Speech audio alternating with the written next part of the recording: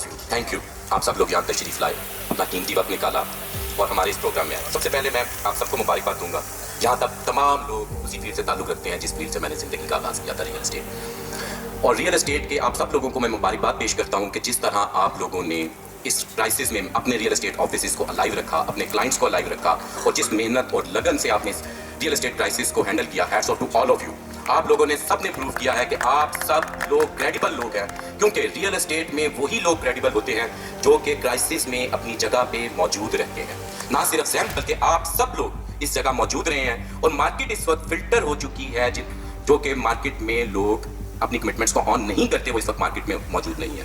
बहरिया town की market शुरू से ही रियल एस्टेट के लिए बड़ी फर्टाइल मार्केट रही है। बहरिया टाउन ने बहुत बड़ा काम और रियल एस्टेट में एवोल्यूशन लेके आया है। रियल एस्टेट में जब बहरिया टाउन लॉन्च हुआ और डेवलप हो रहा था उस वक्त डीएचए और बाकी तमाम सोसाइटीज का स्टैंडर्ड बहरिया टाउन के मुकाबले में कुछ भी नहीं था। आज हम सब लोग उस सोसाइटी में काम कर रहे हैं जिस सोसाइटी ने रियल एस्टेट का ट्रेंड चेंज किया है पाकिस्तान के अंदर। हम सबसे पहले बहरिया टाउन को एक मुबारकबाद पेश करते हैं कि इस क्राइसिस में गवर्नमेंट के साथ जो बहरिया टाउन के प्रॉब्लम्स चलते रहे, बहरिया टाउन खड़ा रहा, बहरिया टाउन की मैनेजमेंट अवेलेबल रही, बहरिया टाउन की मैनेजमेंट ने तमाम सर्विसेज को प्रोवाइड किया। हम लोगों ने बहरिया टाउन की मार्केट को उस तरह से पिछले एक साल से फोकस नहीं किया जिस तरह हमने चलना चाहिए था। बहरिया टाउन के बारे में मुख्तलिफ किस्म के र्यूमर्स उड़ रहे कि बहरिया टाउन ये हो जाएगा, बहरिया टाउन वो हो जाएगा। बहरिया टाउन को कुछ नहीं होने जा रहा। 2006 में जब मैं रियल एस्टेट में आया तो रियल एस्टेट में खबर चल रही थी कि बहरिया टाउन खत्म होने वाला है, लेकिन 2006 से क्या आज 2024 भी गुजर गया, बहरिया टाउन उसी तरह काम कर रहा है। बहरिया टाउन बढ़ते हुए लाहौर गया, बहरिया टाउन बढ़ते हुए कराची गया। बहरिया टाउन की मार्केट को आज हमने अपने दिमागों में माइनस कर दिया, जिसकी वजह से इसमें सेल परचेज नहीं। बहरिया टाउन के र्यूमर्स चल रहे हैं कि बहरिया मैनेजमेंट खत्म हो जाएगी, कोई कहता है डीएचए इसको टेक ओवर कर लेगा। Let's suppose for the time being हम लोग एक बात को सोच लेते हैं कि जनाब इसमें से कोई एक र्यूमर सच है, या बहरिया टाउन मैनेजमेंट चलाएगा या डीएचए चलाएगा। क्या बहरिया टाउन मैनेजमेंट को हम इस काबिल नहीं समझते कि बहरिया टाउन चला सकता है? तो हम लोगों ने किस डर से रियल एस्टेट सेल परचेज छोड़ दी। बहरिया टाउन में कुछ नहीं होने जा रहा। बहरिया टाउन का हेड ऑफिस मौजूद है, बहरिया टाउन में सेल परचेज हो रही है और बहरिया टाउन इंशाअल्लाह अज़ीज़ अपने अगले प्रोजेक्ट्स के साथ जल्द आएगा मार्केट में। हम लोगों ने क्लाइंट को खुद कॉन्फिडेंस देना बंद कर दिया क्योंकि हम अपने ज़हनों में डर चुके हैं कि बहरिया टाउन में इन्वेस्टमेंट करवाने का नुकसान होगा। लेकिन जबकि आज इस रिसेशन में मैं बात करूं तो सबसे पूरी मार्केट में फर्टाइल मार्केट बहरिया टाउन की मार्केट है। आज बहरिया टाउन जो फैसिलिटेशन प्रोवाइड कर रहा है वो इक्वलेंट टू डीएचए है, लेकिन रेट अगर मैं कंपैरिजन करूं तो बहरिया टाउन का ऑलमोस्ट 50% रेट चल रहा है। इससे ज्यादा सिक्योर एंड साउंड इन्वेस्टमेंट कोई नहीं हो सकती। रियल एस्टेट जो जगह मौके पर मौजूद है उस रियल एस्टेट में फॉर द टाइम बीइंग तो क्राइसिस आ सकता है, इन द लॉन्ग रन नहीं आ सकता। क्यों? आपका पैसा चोरी हो सकता है, आपका जेवर चोरी हो सकता है, लेकिन ऑन ग्राउंड प्लॉट आपका चोरी नहीं हो सकता। आपके तमाम प्लॉट्स यहाँ पे अवेलेबल हैं। पहली बात हमें ये ज़हन में रख लेना चाहिए कि इस वक्त हमने बहरिया टाउन की मार्केट को ऊपर उठाना है और उठाने में कोई मसला नहीं है। इस वक्त सिक्योर एंड साउंड इन्वेस्टमेंट। अब मैं आता हूँ अल्हम्दुलिल्लाह, मैं हैट्स ऑफ कांग्रेचुलेट करता हूँ अपनी टीम को और अपने रियल एस्टेट पार्टनर्स को जिन लोगों ने बड़ी खूबसूरती के साथ हमारे सेकंड प्लान का हमारा साथ दिया और हमारे तमाम क्लाइंट्स को एडजस्ट किया। अल्हम्दुलिल्लाह हमारे तकरीबन 2000 कस्टमर हैं जिनमें से 1800 कस्टमर ऑलमोस्ट एडजस्ट हो चुके हैं प्रोजेक्ट्स में। जिस कस्टमर ने हमारे प्रोजेक्ट में 200 स्क्वायर फीट जगह ली हुई थी, हमने उसको एडजस्टमेंट करते हुए उसी प्रोजेक्ट में 50 स्क्वायर फीट एक्स्ट्रा दिया और उसको 250 स्क्वायर फीट उसको स्क्वायर फीट में ऐड कर दिया। अल्हम्दुलिल्लाह ज़ेम के आज किसी भी कस्टमर को, क्लाइंट को कोई लॉस नहीं है उसकी बाइंग से। जितनी उसने बाइंग में परचेज किया था उससे ज्यादा का हमने उसको एसेट हैंड ओवर कर दिया। अब आ जाते हैं हम कंस्ट्रक्शन अपडेट्स की तरफ। इस वक्त ज़ेम के 8 प्रोजेक्ट जो हैं वो खड़े हैं स्ट्रक्चर्स में से, जिनमें से 4 प्रोजेक्ट्स हैंड ओवर चुके हैं, जिसमें ज़ेम हाइट्स 1 है, लेक विस्टा है, ज़ेम 6 है, ज़ेम 7 है और लिबर्टी टावर हम हैंड ओवर कर चुके हैं। इन कमिंग जून हम लिबर्टी टावर जून जुलाई में पूरी हैंड ओवर कर देंगे इंशाल्लाह bye the grace of almighty अल्लाह।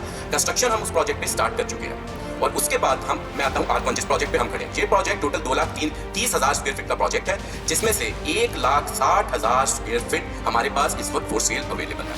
आप लोगों को यहाँ बुलाने का मकसद ये है, इस वक्त मार्केट में रिसेशन चल रहा है और रिसेशन में हर बंदा चाहता है उसकी सिक्योर इन्वेस्टमेंट हो और उसके कैपिटल गेन अच्छा। इस मार्केट को मद्देनजर रखते हुए हमने R1 में प्रोजेक्ट लेके आए हैं, जिसमें इस प्रोजेक्ट में हम 10% डाउन पेमेंट से बुकिंग स्टार्ट कर रहे हैं। प्रोजेक्ट का ट्रे स्ट्रक्चर 100% कंप्लीट है। फिनिशिंग हम इसकी तकरीबन 15 मंथ नेक्स्ट 15 मंथ्स में कंप्लीट कर देंगे। शीशे का वर्क इसका स्टार्ट हो चुका है। ग्राउंड फ्लोर इसका हम अगले 3 माह में 31 मार्च तक हैंड ओवर कर देंगे by the grace of almighty अल्लाह। इंशाल्लाह इस प्रोजेक्ट में 10% डाउन पेमेंट और 90% पेमेंट आपने देनी है इंस्टॉलमेंट प्लान के ऊपर। इंस्टॉलमेंट प्लान इसका 1.5 साल इसका ड्यूरिंग कंस्ट्रक्शन आप इंस्टॉलमेंट पे करेंगे, 15 मंथ्स आप ड्यूरिंग कंस्ट्रक्शन इंस्टॉलमेंट पे करेंगे, जिसमें कि आपके 50% पेमेंट हमारे पास आएगी और 50% पेमेंट पे हम आपको पोजेशन हैंड ओवर कर देंगे और रेस्ट ऑफ द 50% अमाउंट आप लोगों ने अपनी शॉप को रेंट आउट कर दें, अपना बिजनेस स्टार्ट कर दें, अपना बिजनेस स्टार्ट करने के बाद हमें पे करनी है।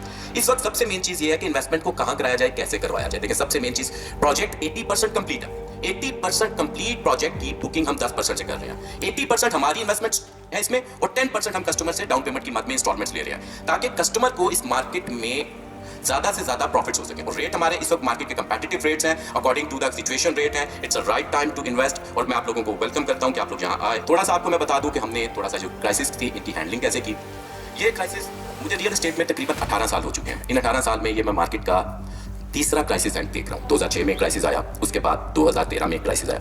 ये क्राइसिस एक थोड़ा सा डिफरेंट क्राइसिस था। बाकी क्राइसिस में रियल एस्टेट ने डिप ली, लेकिन इस और डॉलर क्राइसिस में पाकिस्तान में रुपये की इन्फ्लेशन नहीं आ रही थी। इस क्राइसिस में रियल एस्टेट में भी डिप आई और डॉलर में एप्रिसिएशन आ रही थी। जो हो रहा था कि रियल एस्टेट प्राइसेस नीचे आ रही थी और डॉलर की प्राइसेस ऊपर जा रही थी। हमारी पैसे की वैल्यू डेली की बेसिस पे कम हो रही थी। इसमें पूरे पाकिस्तान को, ना सिर्फ रियल एस्टेट, पूरे पाकिस्तान के बिजनेस कम्युनिटी को डबल हिट आई। पाकिस्तान की हिस्ट्री का ये सबसे बड़ा क्राइसिस था। ये नहीं था कि बाकी लोग जो रियल एस्टेट से चले गए फिर फ्रॉड की नीयत से आए थे। बेसिकली उनकी इतनी अच्छी मैनेजमेंट नहीं होगी कि उन्होंने इतने क्राइसिस के लिए अपनी कॉन्टिजीनियस प्लान्स नहीं किए होंगे। By the grace of almighty अल्लाह, हमारी नीयत थी हमने प्रोजेक्ट डिलीवर करने हैं, तो हमने कॉन्टिजीनियस प्लान इसमें बैकअप में रखे हुए थे। That contingencies plans support us a lot, और मैं अपनी टीम को कांग्रेचुलेट करूंगा कि जिन्होंने इन प्लान्स को इंप्लीमेंट किया, कस्टमर्स को हैंडल किया और फाइनेंसिस को मैनेज किया। और आज अल्हम्दुलिल्लाह हम इस पोजीशन पे हैं कि ज़ेम दोबारा से कंस्ट्रक्शन स्टार्ट कर चुका है, मार्केटिंग स्टार्ट कर चुका है, और मार्केट इंशाल्लाह बिल्डर्स की रिवाइव करेंगे। जो कि मार्केट में सुनने में आ रहा था कि रियल एस्टेट में बिल्डर्स की मार्केट रिवाइव नहीं होगी, लेकिन इस दफा मुझे जो नजर आ रहा है, रियल एस्टेट में बिल्डर्स की मार्केट बाकी चीजों से ज्यादा रिवाइव होगी। क्यों? इस वक्त मुल्क में जो मैं ट्रेंड देख रहा हूँ वो ये बन चुका है इस क्राइसिस में कि लोगों ने ये वैल्यूएट किया कि यार जिन लोगों की प्रॉपर्टीज थी और रेंट पे लगी हुई थी, रेंटल आ रहा था, उन लोगों को इस क्राइसिस में कोई रियल एस्टेट की नहीं है। क्यों? उनको उनकी प्रॉपर्टी ROI दे रही थी अगेंस्ट देयर इन्वेस्टमेंट। लेकिन जिन लोगों के पास प्लॉट्स पड़े थे या कोई और चीजें पड़ी थी जो कि रेंट आउट नहीं हो सकती थी, उनकी प्राइसेस तो नीचे आ रही थी, लेकिन उनकी प्रॉपर्टी, उनका कैपिटल उनको रिटर्न नहीं दे रहा था। दो तरह की चीजें होती है इन्वेस्टमेंट में, एक लायबिलिटी होती है और एक एसेट होता है। एसेट वो होता है जो आपको घर बैठ के अर्न करके देता है, और बिल्डर्स जो चीज तैयार करता है वो रेंट आउट होती है, यूजेबल होती है, और आप लोग घर बैठे होते हैं, वो रेंट प्रॉपर्टी आपको अर्न करके देती है। जितने भी दुनिया में बिलियनियर्स हैं वो अपने घर बैठे होते हैं और उनका पैसा उनको कमा के दे रहा होता है। जब हम प्लॉट्स में या बाकी चीजों में इन्वेस्ट करते हैं तो उसमें पैसा हमें कमा के नहीं दे रहा होता, पैसा हमारा एक जगह पे आइडल पार्क पड़ा होता है, मंथली बेसिस पे हमें अर्निंग नहीं दे रहा होता, हमारी डे टू डे यूज को नहीं बेहतर कर रहा होता। जो बिल्डर्स प्रोडक्ट है वो हमारी डे टू डे लाइफ को इंप्रूव कर रही होगी। Thank you very much.